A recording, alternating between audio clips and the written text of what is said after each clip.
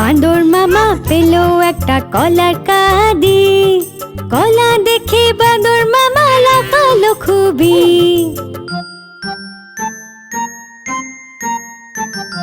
তাড়াতাড়ি কলা ছাড়ালো বাঁদর মামা রে।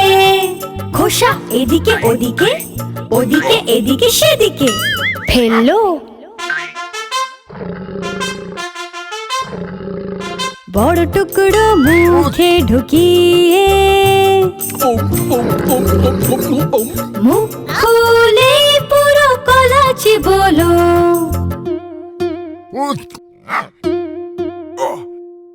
এক টুকরো গলায় আটকে হলো মুখটা লাল নীল। ভালুক দাদা তখন বাঁদর মামার পিঠ চাপড়ে জল খাইয়ে বোঝালো ওকে, মুখে খাবার কখনো বেশি নিও না, ছোট টুকরো নেবে, মুখ বন্ধ করে চিবোবে।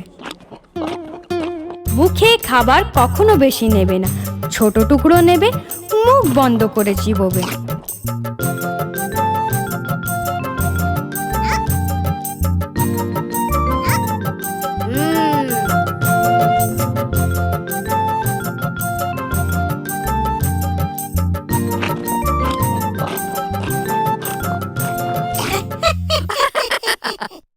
আমি বাঁদর মামা হব না, আমি ছোট টুকরোই নেব আর মুখ বন্ধ করেই চিবোবো আর খাবার না ফেলার চেষ্টা করব।